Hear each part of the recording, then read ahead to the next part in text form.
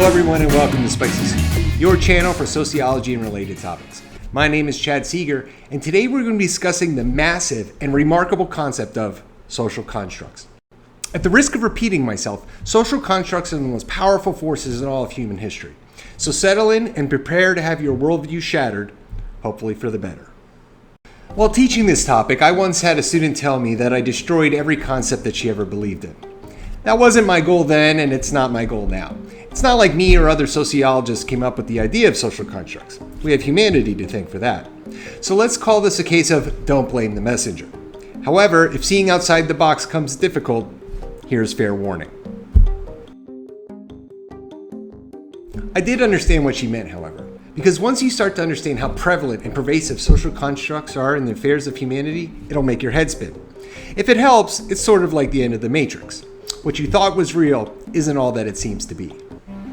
Let's jump to the definition. Social here means group related, and constructs means something built. So we have something built by the group. Social constructs as a definition has two main parts. One, it's something that isn't real, but becomes real when enough people believe in it. And two, now that people believe in it, it has real world consequences. When I say real world consequences, I mean up to and including death. Many millions, if not billions, of people have been killed as a result of social constructs. So even though they aren't real in the tangible sense, their effects sure are real if you're ever on the receiving end of the destruction. But they also do a lot of good. Social constructs help us shorthand, develop, and sustain society.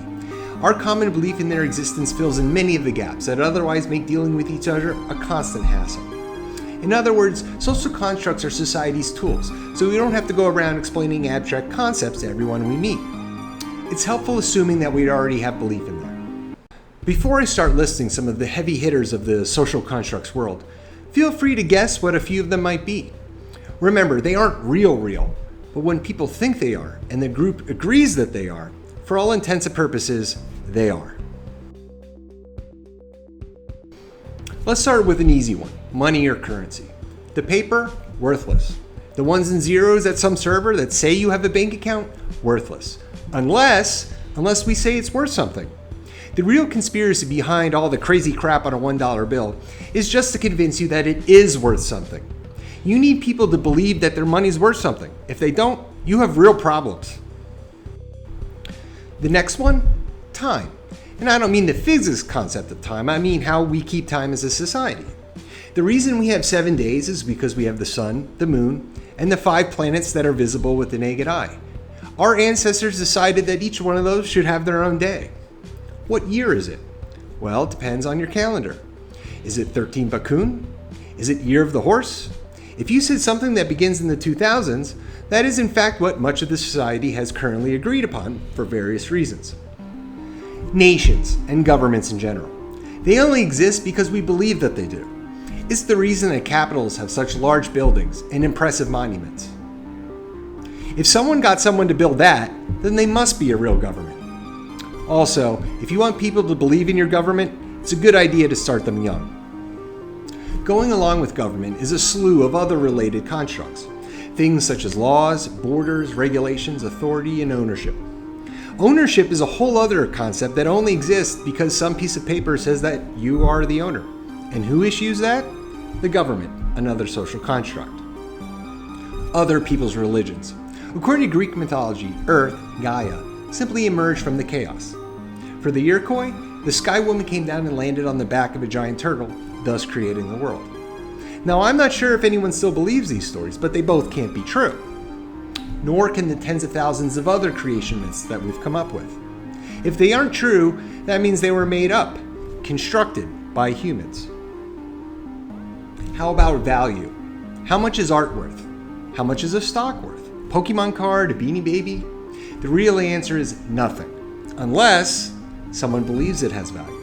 If you're an investor in things like this, the only way to gain the other social construct of money is to get others to believe it has value too.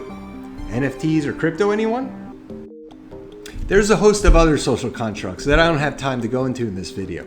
Things like social class, culture, etiquette, race, ethnicity, beauty standards, not sex, but gender yes, language, fame, what's cool. These exist only because we agreed upon them, socially. Don't forget the second aspect of social constructs, and that's that they have real-world consequences. If you've ever been lynched, burned at the stake, profiled, or attacked based on one of these social constructs, they sure feel real to you. There's so much more to discuss with social constructs that this could easily be multiple episodes. But I'll leave you with this one last interesting bit. A way to decide if something's a social construct or not is to think of the zombie apocalypse. If society crumbles, so will most, if not all, of your social constructs. Thank you everyone for watching this episode of Spicy Soup. Leave a comment if you agree, disagree, would like to suggest future topics, or simply say hello. Like and subscribe if you like what you saw. My name is Chad Seeger, and I'll see you on the next episode of Spicy Soup.